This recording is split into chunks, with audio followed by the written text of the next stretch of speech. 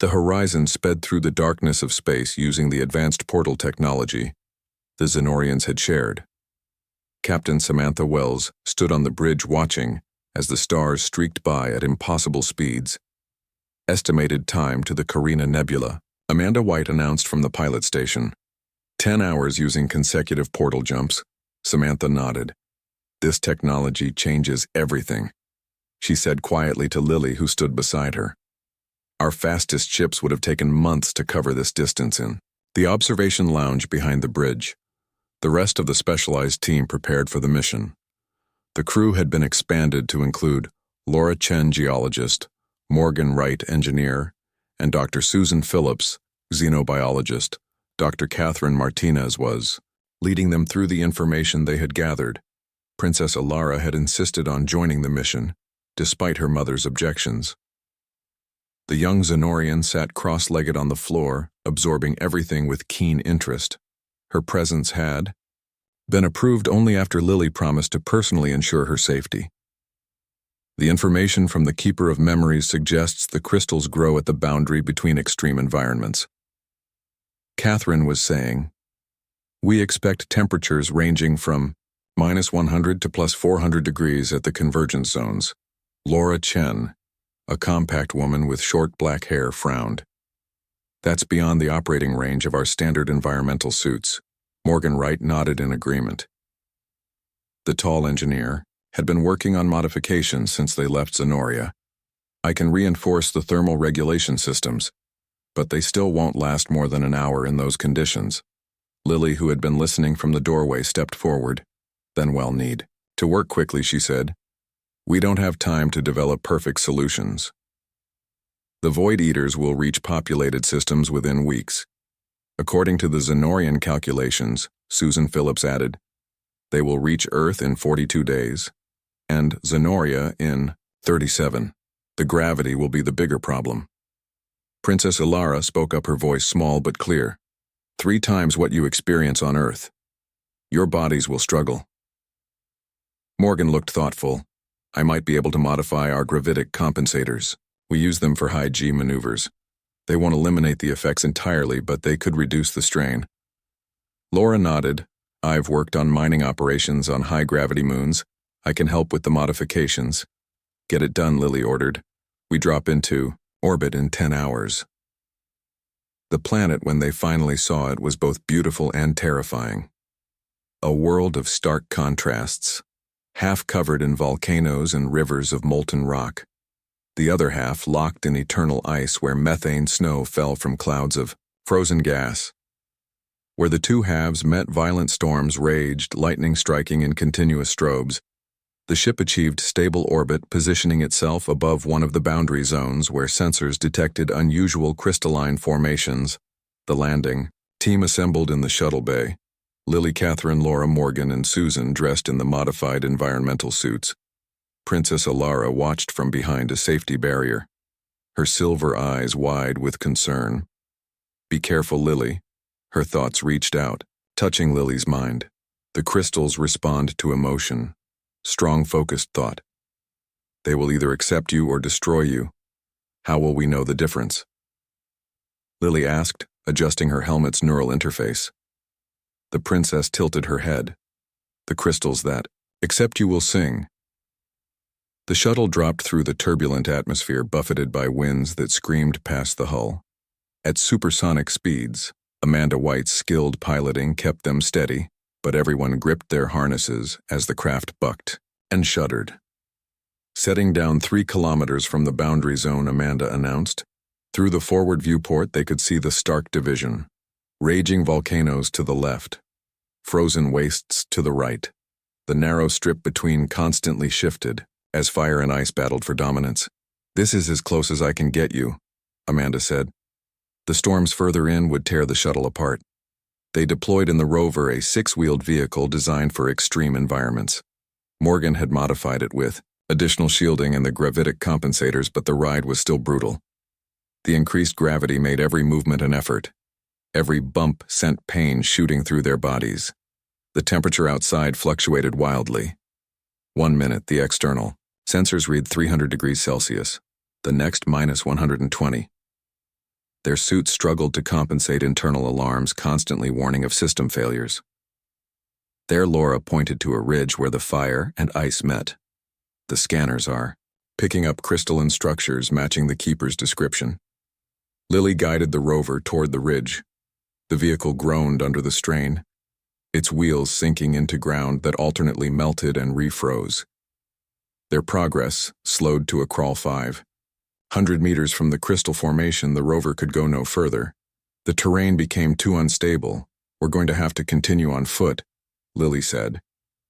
Catherine looked skeptical. The suits won't last long out there.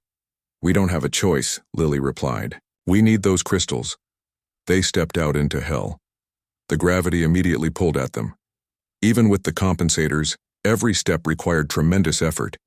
The air around their suits shimmered with heat on one side, while ice crystals formed on the other. Lily led the way, her muscles screaming in protest. The crystals grew at the exact boundary where fire met ice. Tall spires that changed color, constantly shifting between deep purple and brilliant gold. They seemed to pulse with inner light.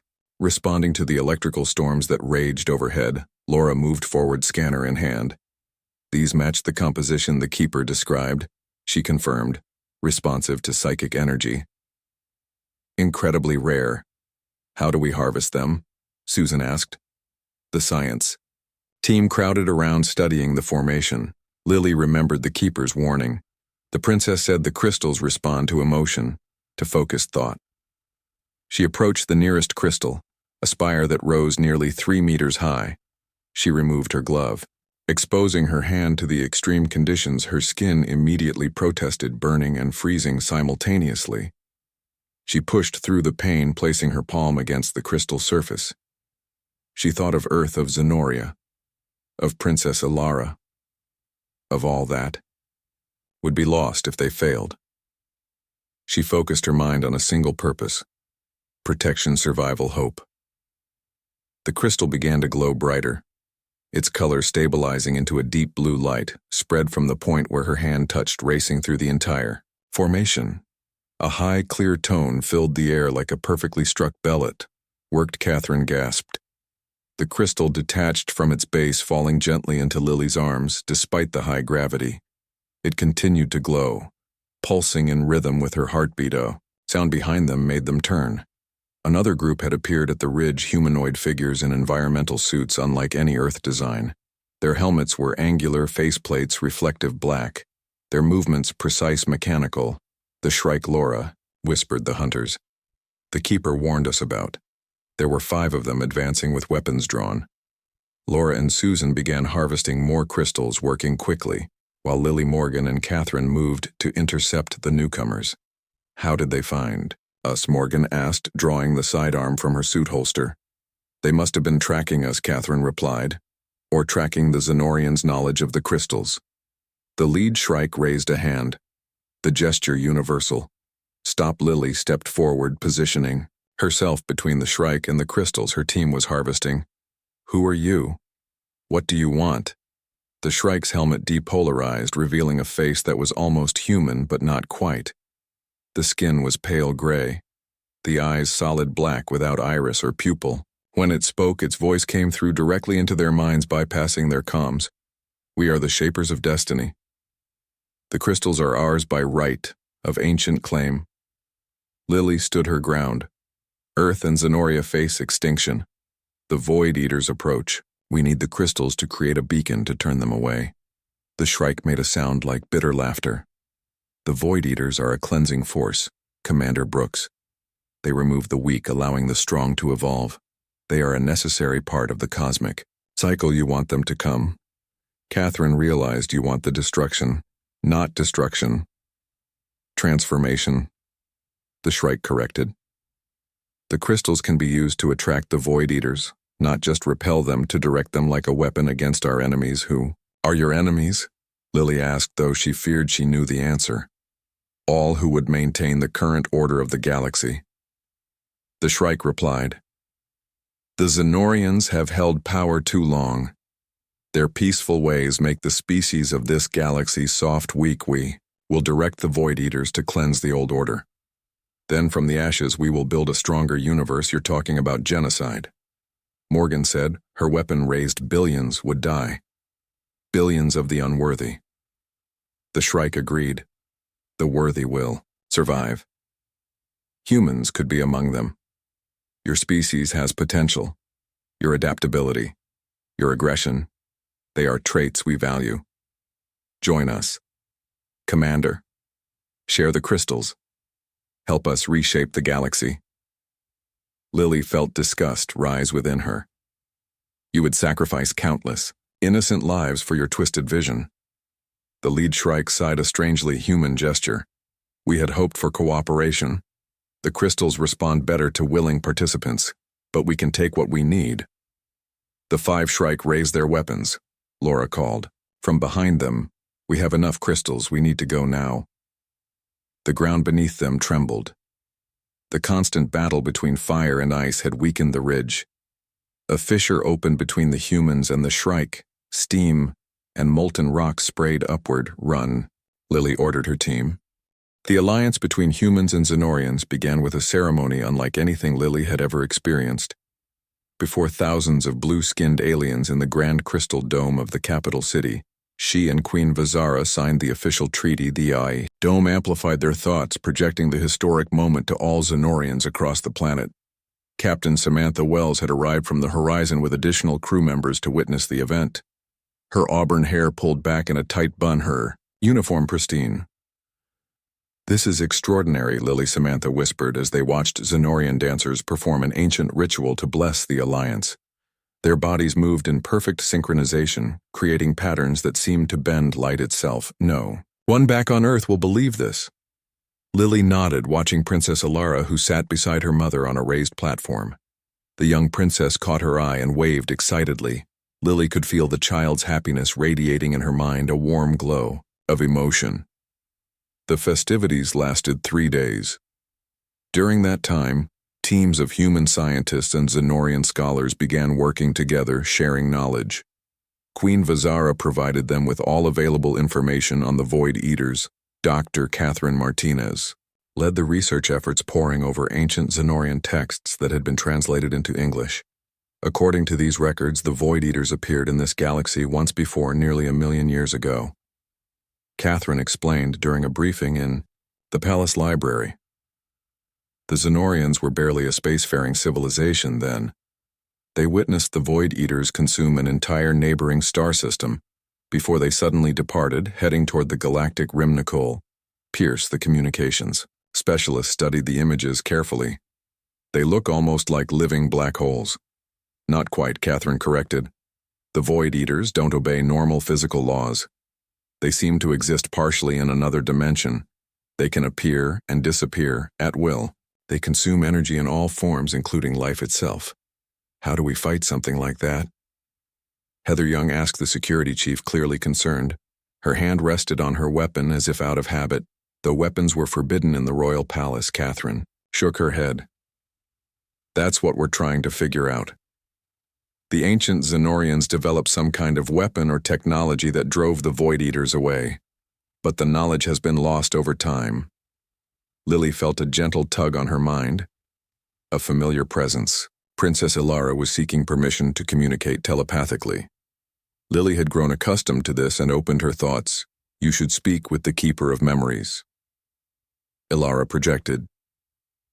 The young princess was standing in the doorway, her silver eyes wide. Come, I will take you. Lily excused herself from the meeting, following Ilara through the winding crystal corridors of the palace.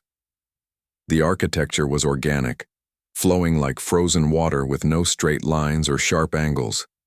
Everything pulsed, with soft blue light. Who is the Keeper of Memories? Lily asked as they walked. Ilara skipped alongside her. The Keeper guards the knowledge too dangerous to be written down. She is the oldest of our kind. Nearly 1,000 of your years, she remembers. The last time the darkness came, they descended deep beneath the palace into natural caverns lit by bioluminescent fungi. The air grew cooler, damper. The princess led her to an ornate door made of a metal Lily didn't recognize, symbols carved into. Its surface seemed to move when she wasn't looking directly at them. Wait here, Alara instructed. The princess placed her small blue hand on the door, which dissolved like mist, allowing her to pass through. She disappeared, leaving Lily alone in the dimly lit cavern. 10 minutes passed before the door reappeared. Alara emerged, her expression solemn. She says you may enter, but only you. The keeper will not speak to more than one outsider. Lily hesitated. Is it safe? The princess nodded. But do not touch anything, and speak only when spoken to. She will know if you lie, even in your thoughts. Taking a deep breath, Lily stepped forward. The door dissolved around her. The chamber beyond was vast, much larger than seemed possible given the outer dimensions. Shelves lined the walls, filled with objects that defied description. Some glowed, some moved. Some seemed to exist in multiple places at once. In the center sat an ancient Xenorian. Her skin was pale, almost white. Her silver eyes had faded to pearl. She wore no ornate robes like the queen, only a simple shift of shimmering fabric. Her antennae were long and drooping with age. Come closer, human. The keeper's voice in Lily's mind was strong despite her frail appearance. Lily approached, stopping a respectful distance away. Your Majesty, the old Xenorian made a sound like wind through leaves. You mistake me for royalty. I am merely a vessel, a container for memories that must not be forgotten. I apologize, Lily said. I was told you might have knowledge about the Void Eaters, about how your people defeated them before. The keeper was silent for a long moment, studying Lily with those pearly eyes. I have lived 20 of your human lifetimes. Commander Lily Brooks, I have watched stars die and be reborn, have carried the burden of knowledge that would break lesser minds, and now the ancient enemy returns as was foretold. How do we stop them? Lily asked. We did not stop them. The keeper rose from her seat, moving with surprising grace. She floated rather, then walked circling Lily. We merely diverted them, changed their course. How? The keeper gestured, and an object floated down from a high shelf. It hovered between them, a small pyramid made of a black material that seemed to absorb light rather than reflect it. This is the heart of shadow, the last piece of a Void Eater that was captured by our ancestors. They studied it, learned from it, discovered that the Void Eaters are drawn to certain energy signatures and repelled by others. Lily stared at the floating pyramid, feeling a strange chill emanating from it. What kind of energy repels them? The keeper smiled, a thin expression that did not reach her eyes. The energy of life. Commander, the energy of creation. The Void Eaters consume, but they cannot create. They fear what they do not understand. Our scientist created a device. The keeper continued, a beacon that amplified creative energy. The combined thoughts and emotions of our people focused through crystals grown from the essence of our world. The Void Eaters turned away, fleeing from what they could not comprehend, but the device was destroyed. Lily guessed. The keeper's antennae twitched. Destroyed, no lost. Yes, the beacon was placed on our outermost moon to broadcast across the stars. When the Void Eaters retreated, that moon was abandoned, forgotten over centuries, until it crumbled into the atmosphere of the gas giant it orbited. Can we build another one? The keeper returned to her seat, lowering herself slowly. The knowledge exists here. She tapped her temple, but it is incomplete.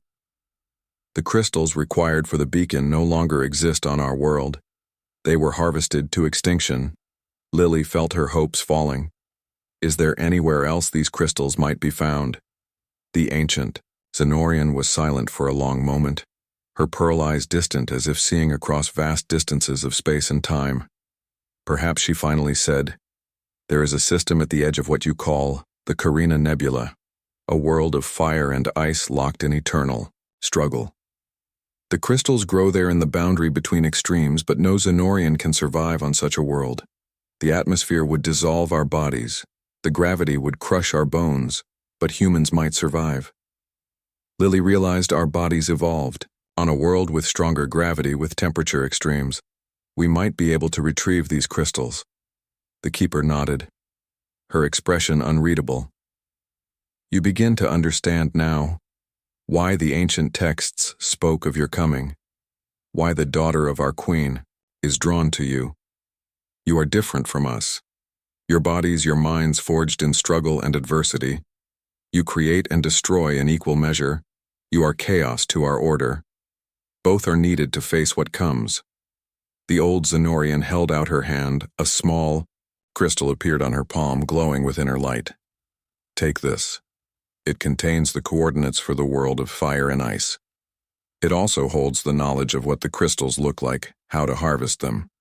But be warned, Commander, the Void Eaters are not the only danger in this galaxy.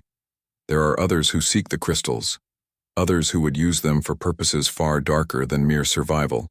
Lily accepted the crystal, which felt warm against her skin. Who else knows about the crystals, the keepers? Voice grew fainter as if she was growing tired. The Shrike, the hunters in the dark. They have searched for the crystals for millennia. They believe the power can be turned, make worlds barren, life extinct. They must not find them first. Lily had more questions, but the ancient Zenorian raised a hand, stopping her. I have given what knowledge I can. The rest you must discover for yourselves. Now go. The using of old memories taxes me. I must rest. The door reappeared behind Lily.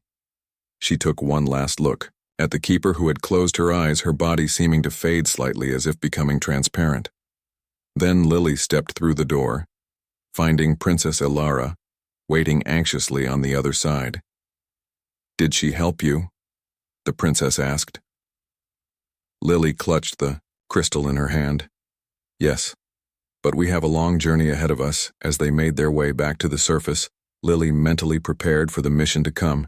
She would need a specialized team, the best scientists and explorers Earth could offer, and they would need to move quickly. The Void Eaters were coming, and apparently they weren't the only threat. The shuttle raced back to the horizon, weapons fire from the Shrike vessel streaking past them. Amanda executed a series of evasive maneuvers that strained the shuttle's structural integrity. Hang on, she called back to the others. This is going to be close. The horizon appeared ahead, growing larger in the viewport. Captain Samantha had positioned the ship to provide covering fire shuttle Delta. This is Horizon. Captain Samantha's voice came through the comms. We've got you covered. Approach on Vector 7-3.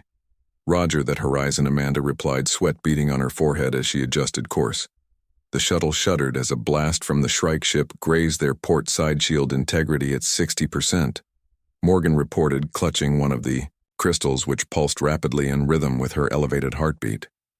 The shuttle slipped past the Horizon's defensive perimeter, sliding into the docking bay as the larger ship's shields extended to protect them. The impact of docking was harder than normal, throwing everyone forward against their restraints. Captain Samantha was waiting as they disembarked, her expression a mixture of relief and concern. The ship is already preparing for jump, she said. We need to put as much distance between us and that vessel as possible. What about the Shrike ship? Lily asked, handing her crystal to Catherine, who was collecting them in a specialized container, it's staying just outside weapons range. Samantha replied, it's faster than anything we've encountered before. Every time we try to open a portal for jump, it moves to intercept. Frankly, we're outmatched. Lily frowned. How did they even know about the crystals? The captain shook her head. Intelligence suggests the Shrike have been monitoring Zenorian communications. For centuries, they must have detected our mission as soon as the Queen approved it. The ship shuddered as another blast from the Shrike vessel hit their shield's bridge. To Captain Samantha, a voice came over the comms. We've found a potential jump window, but it's narrow. We'll need to time it perfectly. On my way, Samantha replied. She turned to Lily. Get those crystals to the science lab and begin work on the beacon. We may not have much time. The science team hurried through the corridors of the Horizon. Carrying the precious crystals, Princess Ilara met them at the lab, her silver eyes widening at the sight of the glowing stones. You found them. She breathed, her antennae quivering with excitement. The Harmony crystals. Catherine carefully placed the container on a workbench. The crystals continued to pulse with inner light. their colors shifting between blue and gold. According to the data the keeper provided, these crystals can be attuned to amplify psychic energy. Catherine explained, "We need to configure them into a beacon that will generate a specific frequency, one that the Void Eaters will avoid." Laura added. Princess Alara approached the crystals cautiously. The young Zenorian closed her eyes, extending one slender blue hand over the container. The crystals responded immediately, glowing brighter, their pulsing synchronizing. "They remember," she whispered. "They remember the song that drove the darkness away." "Can you help us attune them?" Lily asked. The princess nodded. "But it will require more than just me. More minds, more focused emotion. The crystals amplify what they receive. If what they receive is fear or uncertainty, then they'll attract the Void Eaters instead of repelling them." Susan realized. "Exactly." Alara confirmed. "We need harmony, focus, purpose." Many minds working as one, the ship lurched suddenly, throwing them against the walls. Red alert klaxons sounded throughout the vessel. All hands brace for emergency jump. The captain's voice announced over the shipwide system. The familiar disorientation of portal travel washed over them, but something was wrong. The jump lasted longer than it should have. The sensation of being stretched between dimensions lingered painfully. When it finally ended, Lily checked the lab systems. "Where are we?" Morgan pulled up the navigation display. "We're in the Talitha system," she said. "The fourth planet has a Zenorian outpost. But we're still 30 light-years from Zenoria." "Why did we come here?" Catherine asked. The captain's voice came through the comms. "The Shrike damaged our primary drive systems. We can't make it back to Zenoria without repairs. The outpost here has facilities that might help." "What about the Shrike ship?" Laura asked. "We've lost them for now," Samantha replied. "But I doubt it'll be for long. Get that beacon operational as quickly as possible. You'll send additional personnel to assist." The horizon limped toward the Zenorian outpost, a small installation orbiting a desert world. The outpost was primarily a research station with a population of just over 200 Zenorians. They welcomed the human ship with a mixture of curiosity and concern. In the main laboratory of the outpost, work on the beacon progressed rapidly. The Zenorian scientists combining their knowledge with the human. Team Princess Alara served as a bridge between the two groups, her natural telepathic abilities facilitating communication. "The crystal configuration is nearly complete," Morgan reported after 3 days of nonstop work. "The power systems are integrated, and the psychic amplifiers are in place. Now comes the hard part," Catherine said. "We need to attune the crystals to the specific harmonic frequency that will repel the Void Eaters." The senior Zenorian scientist, a tall female named Orina, with deep blue skin, approached. "This will require a melding of minds," she explained, "a joining of Zenorian and human consciousness. The crystals must learn the pattern of thought that creates resistance to the void." Lily looked concerned. "Is that safe?" Orina tilted her head. "Neither safe nor dangerous. It simply is a necessary step. The crystals respond to emotional and psychic energy. They must be imprinted with the combined will of both our species." "How many people will this require?" Susan asked. "At least 12, Orina replied. 6 of your kind, 6 of ours, including the princess. Her connection to the royal lineage carries power, princess." Ilara stepped forward. "I am ready," she said, her young voice solemn. "I have prepared all my life for this, though I did not know it." The selected participants gathered in a circular chamber at the heart of the outpost. The beacon sat in the center, a pyramid-shaped device with the 5 crystals arranged at specific points. The humans included Lily, Catherine, Morgan, Susan, Laura, and Amanda. The Zenorians included Princess Alara Orina and 4 other scientists. "We will join minds first," Orina instructed. "Then together we will focus on the crystals projecting the frequency," the keeper described. The Zenorians sat cross-legged around the beacon. The humans mimicked their posture, forming an outer circle. Princess Alara began a soft humming that the other Zenorians joined. The sound resonated in the chamber, growing in complexity. "Open your minds to us," Arena directed the humans. Do not resist the connection. Lily closed her eyes, focusing on her breathing. She felt a gentle pressure against her consciousness, like fingers lightly touching her thoughts. She resisted. Initially, then remembered Arena's instructions and relaxed, allowing the contact. The sensation changed, becoming a warm flow of energy connecting her mind to others. She could feel Catherine beside her, the scientist's methodical thinking, Laura, with her practical problem-solving approach, Morgan with her engineers, Precision Susan with her biological understanding, Amanda with her spatial awareness, and beyond them the alien minds of the Xenorians, different yet familiar, structured, harmonious. And at the center, Princess Ilara, her young mind a bridge between species. Together they focused on the beacon on the crystals. Arena guided their thoughts toward specific patterns, images of barriers, walls of light, energy that repelled darkness, life, force amplified. They thought of what they protected: Earth, Xenoria, all the worlds that would fall if they failed. The crystals began to glow brighter, the light pulsing in perfect synchronization with the joined heartbeats of all 12 participants. The pyramid structure hummed with power, its working. Catherine's thought came through the link. The frequency is stabilizing. Suddenly, alarm klaxons shattered the concentration. The mental link wavered as everyone was jolted back to awareness. Warning: unidentified vessel approaching the stations. Automated voice announced weapon systems active. The Shrike, Laura said. They found us. Captain Samantha's voice came through the outpost comms. The Shrike vessel has dropped out of portal space. They're on an attack vector. All personnel to emergency stations. We need more time, Morgan said desperately. The beacon isn't fully attuned yet. Another hour at least. Lily stood up, swaying slightly as the mental connection faded. How did they find us so quickly?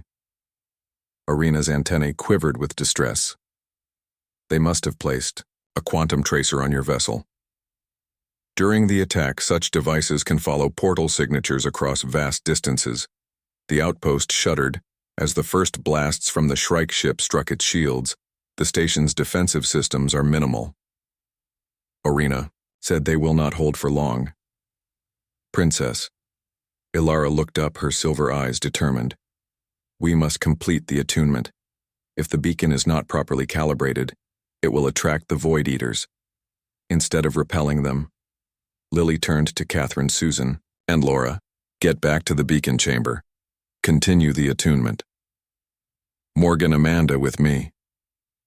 We need to buy them time. Lily rushed to the outpost's command center where Captain Samantha had joined the Xenorian administrators. The tactical display showed the Shrike vessel circling the station, firing precision strikes at the shield generators. Can the horizon intercept? Lily asked. Samantha shook her head. Engines are still down. We're working on repairs but need another 2 hours. The Shrike are sending a transmission. One of the Xenorian controllers announced on screen. Samantha ordered. The beacon activated with a pulse of energy that swept through the chamber. The Shrike soldiers staggered as if struck by a physical force. The light from the crystals intensified, becoming almost unbearable to look at directly. Stand away from the device. The lead Shrike ordered, his weapon trained on Princess Ilara. The young Xenorian remained in place, her hands still touching the beacon, her silver eyes defiant. The device is attuned, she said. It cannot be changed now. The Shrike leader stepped forward. We have studied the crystals for millennia, little princess. We know their properties better than you. They can be reattuned. Outside in the corridor, Lily and her defenders heard the confrontation. Morgan glanced at Lily. They're in the chamber. With the beacon, we need to get in there, Lily said. But the Shrike had them pinned down with continuous fire. On the tactical display, Lily could see more Shrike soldiers converging on their position. They would be overwhelmed within minutes. The outpost shuddered as another barrage hit the weakening shields. Captain Samantha's voice came through the comms. The Horizon's engines are back online. We're moving to provide support. Hold your positions. A plan formed in Lily's mind. The Shrike want the beacon. she said to Morgan and Amanda. If we can get it to the horizon, we might be able to escape. How Morgan asked were completely cut off from the chamber. Lily looked up, the maintenance ducts. She pointed to a panel in the ceiling. They run throughout the station, including into the laboratory. I'll go, Amanda volunteered. I'm the smallest, be careful, Lily warned her. The princess and the others are still in there. Amanda nodded, removing the ceiling panel and pulling herself up into the narrow duct. She disappeared from view, crawling toward the laboratory. Inside the chamber, the Shrike leader approached the beacon.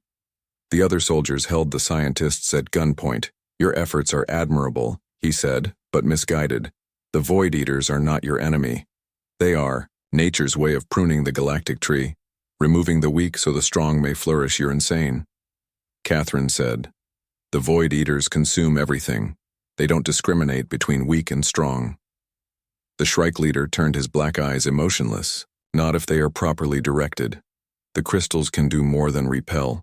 They can attract, guide, focus the Eater's attention on specific targets, and you get to decide who lives and who dies.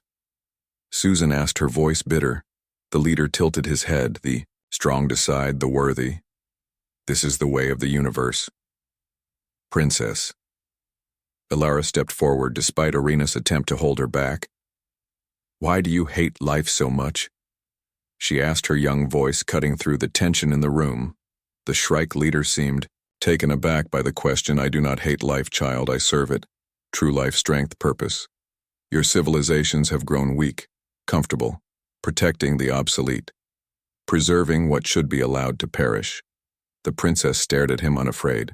See your mind, she said softly. So much pain, so much loss. Your world was consumed, wasn't it? Not by Void Eaters, but by your own kind, your own technology, your own ambition. You were remade into these forms, these shells, and now you think all organic. Life must follow your path. Become cold. Calculating perfect. The leader raised his weapon. Stop this. The crystals now. Above them, a ceiling panel shifted silently. Amanda peered down, assessing the situation.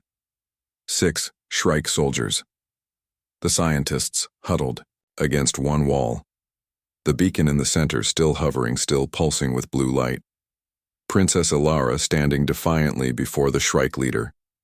She had one chance in the corridor. Lily and Morgan continued to hold off the advancing Shrike, but their position was deteriorating. The horizon's approaching. Morgan reported, checking her tactical display. ETA 3 minutes. We may not have 3 minutes, Lily replied, firing another burst at the Shrike. Their weapons were beginning to overheat from continuous use in the laboratory. Amanda made her move. Dropping from the ceiling, she landed directly behind the beacon. In one fluid motion, she grabbed the hovering device. Princess Alara snatched her arm just as the Shrike leader fired his weapon. The energy blast passed through the space where they had been. The Zenorian princess had activated her natural phasing ability, pulling Amanda and the beacon slightly out of normal space. The shot passed harmlessly through them. Run, Amanda shouted. The Shrike turned, firing wildly, but their shots passed through the phased humans and Zenorians as they rushed toward the exit. Princess Alara cannot maintain the phase for long, Arena warned as they ran. Her power is limited. In the corridor, Lily saw them emerge. Catherine, Laura, Susan, Amanda with the beacon, and the Zenorian scientists, Princess Alara at the rear. Her face strained with effort as she maintained the phasing field. To the emergency shuttles, Lily ordered.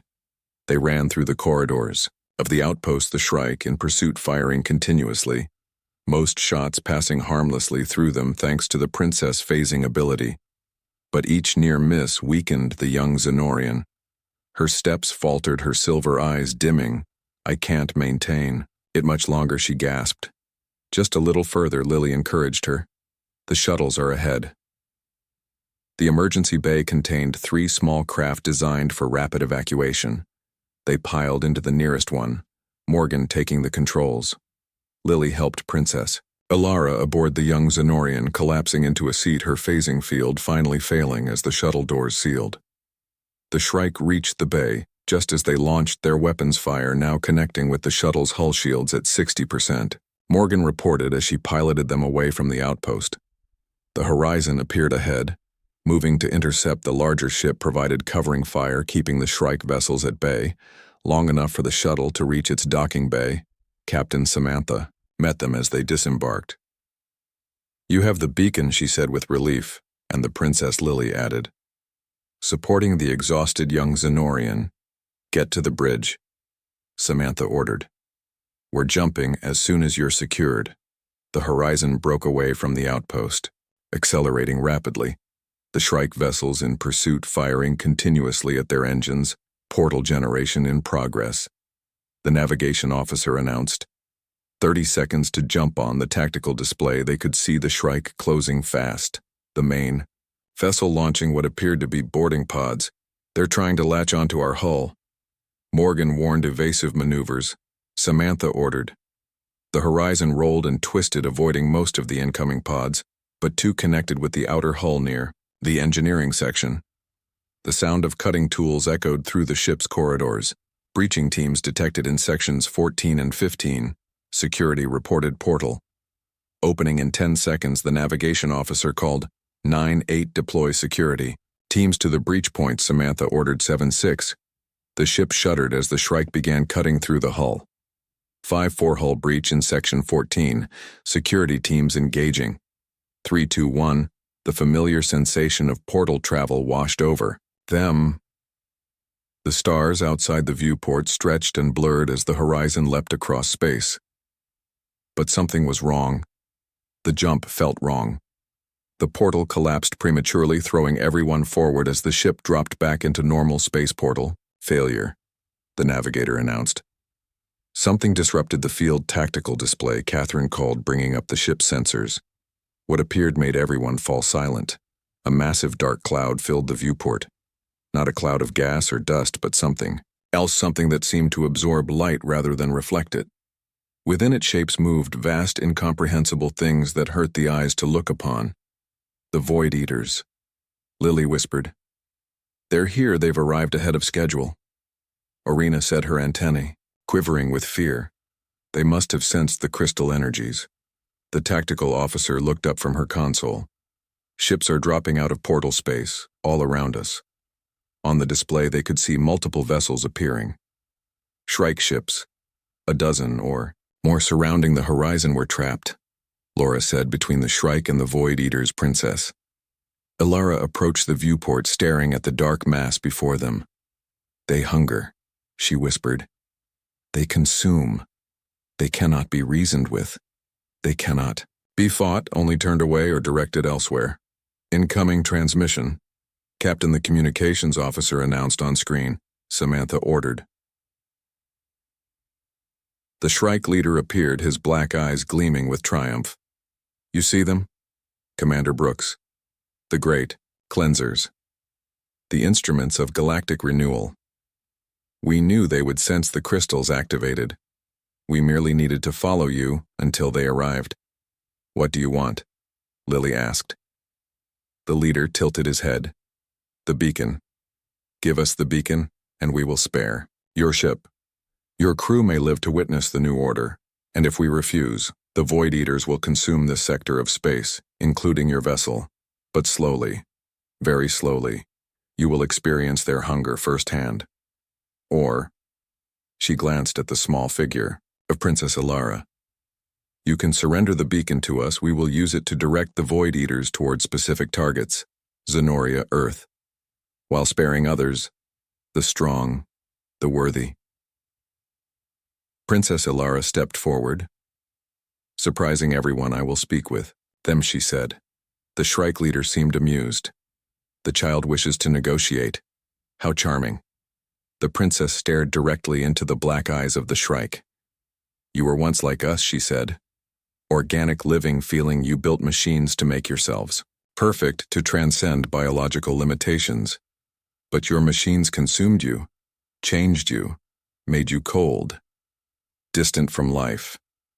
You forgot what it means to create, to nurture, to protect." The leader's expression hardened. "You know nothing of us, child." 6 months passed since the confrontation with the Void Eaters and the Shrike. The alliance between Earth and Zenoria had grown stronger. Exchanges of technology, culture, and knowledge flowed freely between the two worlds. The beacon on the distant moon continued to function, drawing any remaining Void Eaters away from populated systems, focusing them on Shrike technology wherever it appeared. On Zenoria in the royal palace, Lily stood at the window of her quarters, watching twin moons rise over the crystal spires of the capital city. She wore the formal diplomatic uniform of an Earth Alliance ambassador, the blue and silver colors complementing her dark skin. A gentle knock at her door broke her reverie. "Enter," she called. Princess Elara stepped into the room.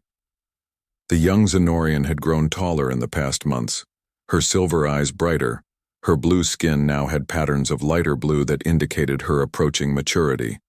"They are waiting for you in the grand hall," the princess said. Her voice carried excitement. "It is time." Lily smiled at her young friend. "Are you nervous?" Elara tilted her head, a gesture she had picked up from humans. "Not nervous. Eager. This day has been long in preparation, the first of many such ceremonies to come together." They walked through the palace corridors, Zenorian guards bowing respectfully as they passed. Other humans nodded in greeting. Earth Alliance personnel who had come to witness the historic occasion. The grand hall was filled to capacity, thousands of Zenorians standing in perfect formation, their telepathic abilities allowing them to share the experience throughout their world. On raised platforms sat the human delegation: Captain Samantha Catherine, Laura, Morgan, Susan Amanda, and dozens of other crew members from the horizon who had played roles in the events that brought the two species together. At the center of the hall stood a crystal podium. Upon it rested a replica of the beacon that had saved them. Queen Vazara waited there, her silver robes flowing around her tall frame, her antennae moving gently in the air. "Currents." Queen Vazara greeted Lily with a formal bow. "One equal to another, Commander Brooks," she said, her translator converting her native language. "You honor us with your presence." "The honor is mine, Your Majesty," Lily replied, returning the gesture. The Queen turned to address the assembled crowd. "Today, we formalize what began 6 months ago," she announced, her voice carried telepathically to all present, "the joining of two species, two civilizations, two paths that have become one." A Zenorian attendant brought forward a crystal tablet. Upon it was inscribed the Treaty of Alliance between Earth and Zenoria, a document that promised mutual defense, cultural exchange, technological cooperation, and unified exploration of the galaxy. "The treaties have been ratified by both governments," Queen Vazara continued. "Today we complete the ceremony with the Blood Bond Princess." Elara stepped forward carrying a ceremonial knife, its blade made of the same crystal as the beacon. "Among my people," the Queen explained for the benefit of the humans present, "the sharing of blood creates a telepathic link, a permanent connection between individuals it has never before been attempted between species." Lily had been briefed on this ceremony, had volunteered to be the human representative. The scientists were unsure if the telepathic link would function between human and Zenorian physiology, but the symbolic importance was clear. "Are you prepared?" Queen Vazara asked. "I am," Lily replied. The Queen took the knife from her daughter. With precise movements, she made a small cut on her own palm. Blue blood welled up, glowing slightly in the ceremonial light. She then carefully made a similar cut on Lily's palm. Red human blood mixing with blue Zenorian as they clasped hands. The effect was immediate, unexpected, powerful.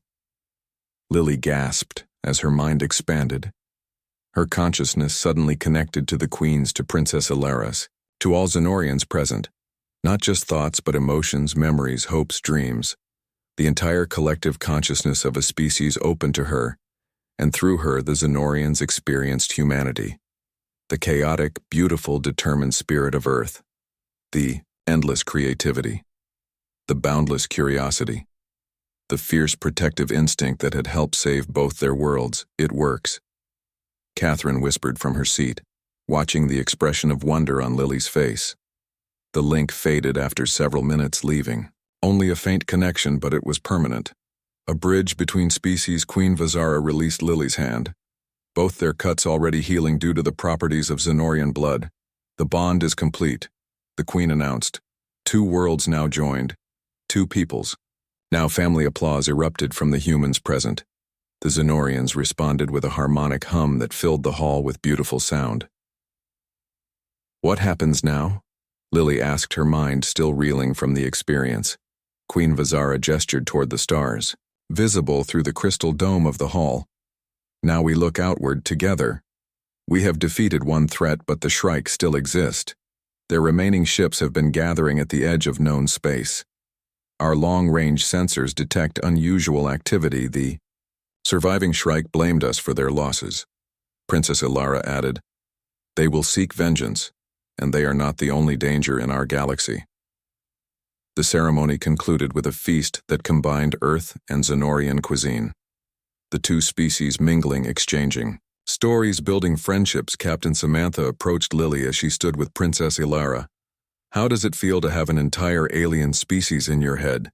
the captain asked, only half joking. Lily smiled. "It's not quite like that. It's more like knowing you're not alone. Like having family you never knew existed." Samantha nodded. "The Earth Alliance Council is impressed." She lowered her voice. "They want to extend the blood bond to other human representatives. To strengthen the alliance, is that possible?" Princess Ilara asked. The captain shrugged. "The scientists think so, but you're the test case." Lily. First human to share consciousness with an alien species. Later that evening, Lily walked with Princess Ilara in the royal gardens. The air filled with the scent of flowers that changed color with the moon's light. "I can still feel you," Lily said, touching her temple. "A presence in my mind." The princess smiled. "A good presence, I hope." "The best," Lily assured her. "Like having a little sister who lives in my thoughts." Ilara laughed, a sound like wind chimes. "And I have a human sister who understands me better than my own people sometimes." Her expression grew serious. "Mother says you will be returning to Earth." Soon, Lily nodded. "As ambassador, I need to report in person, share my experiences, help prepare for expanded relations. Will you come back?" "Of course," Lily said. "This is my second home now." The princess stopped beside a pond where luminous creatures like a cross between fish and butterflies danced above the water. "I had another vision," she said quietly. Lily grew serious. The young princess's visions had proven accurate in the past. "What did you see?" "The Shrike. They have found something ancient, something powerful. A weapon or technology from a civilization that vanished long ago. They plan to use it against both our worlds." When Lily asked, Ilara shook her head. "The timing is unclear, but soon, and there is something else, something I could not see clearly. A third power awakening, not void, eaters, not Shrike, something that has watched from the shadows. Something that sees our alliance as a threat. More enemies." Lily sighed. The princess turned to face her. "Not just enemies," she corrected. "Challenges, tests. Will our alliance hold under pressure? Will humans and Zenorians stand together when new threats emerge? Or will we fracture, retreat to our separate worlds?" "Well, stand together," Lily said with certainty. "That's what makes humans special. We adapt, we persevere, and now we have friends who share those qualities." Princess Ilara smiled. "You sound like Mother. She says the ancient texts spoke not just of humans coming to Zenoria, but of what would follow. A golden age of exploration and discovery. 2 species becoming more than the sum of their parts." The following day aboard the Earth Alliance vessel, Horizon, final preparations were underway for the return journey. Captain Samantha reviewed the flight plan with her senior officers. "Well, make stops at the 3 newly established joint colonies," she explained. "The Earth Zenoria cooperative outposts. Then straight back to Earth Alliance headquarters. The trip should take approximately 3 weeks, using the new portal technology. The Zenorians have shared." Catherine, who had been promoted to science director, looked up from her datapad. "The Zenorian scientists have provided specifications for retrofitting our entire fleet. Their portal drives are centuries ahead of our best technology. Morgan nodded enthusiastically. And their power generation. Systems are revolutionary, clean, efficient, adaptable to our existing infrastructure. Laura added their medical technologies alone will save billions of lives on Earth. Their regenerative techniques could eliminate most diseases within a decade. Susan, who had been quieter than the others, finally spoke. What about defense systems, she asked. The Shrike are still out there. And according to Princess Alaris' visions, they're gathering strength. Samantha's expression grew serious. The Earth Alliance Council is taking the threat seriously. Defensive grids are being established around all major colonies. Our fleet is being expanded. Zenoria has offered to share their shield technology, which is far more advanced than our own. And the Blood Bond program? Lily asked. The captain turned to her. 20 human representatives have volunteered for the procedure. Most of them scientists and diplomats. The Zenorians believe the expanded telepathic network will allow for instantaneous communication across any distance, a strategic advantage if war comes, Morgan repeated softly.